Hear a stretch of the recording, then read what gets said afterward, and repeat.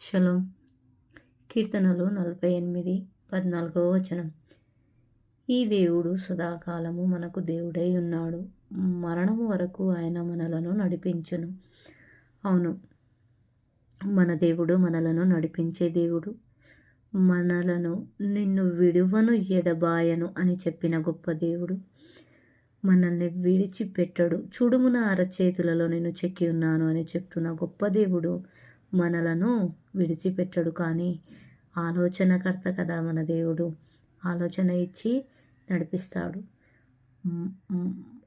మరణం వరకు ఆయన మనలను నడిపించును అని దేవుని వాక్యం ఉన్నప్పటికీ మనము సమస్యలను చూసి భయపడిపోతాం.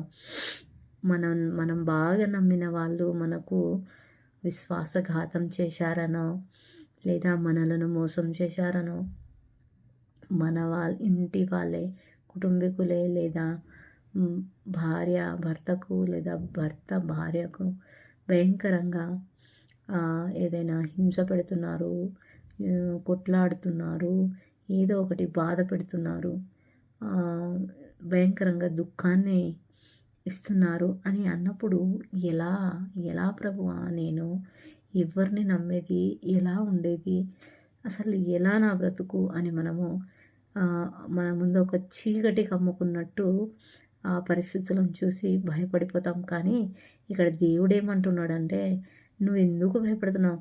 అవును, దేవుడు మనకు ప్రతిరోజుకి కూడా నువ్వు భయపడకు అన్నట్టుగా చెప్పారు అని దేవుని వాక్యం ద్వారా మనం తెలుసుకోవచ్చు. ప్రతిరోజు అనుదిన భారము నేను నీకు నీ భారం నేను మోస్తాను అని కూడా దేవుడు మనకు చెప్తున్నారు. మన భారమే దేవుడు మోస్తున్నాడు. నువ్వు చింతించకు అని కూడా దేవుడు చెప్తున్నాడు. చూడు, ఆ పక్షులు విత్తవు కొయ్యవు కదా, వాటినే పోషిస్తున్నా నేను, మిమ్మల్ని ఎలా మర్చిపోతాను, మీరు నా సొత్తు అని కూడా దేవుడు మనకు ఎంతగానో ప్రేమించి చెప్తున్నటువంటి మాటలు మన దేవుని వాక్యములు ఉన్నాయి.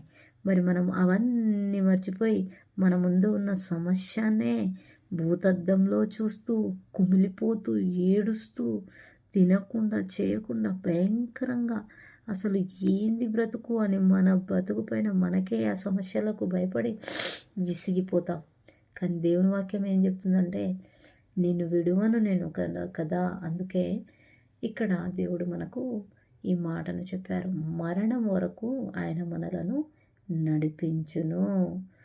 మరి దేవుని వాక్యం సత్యం కదా.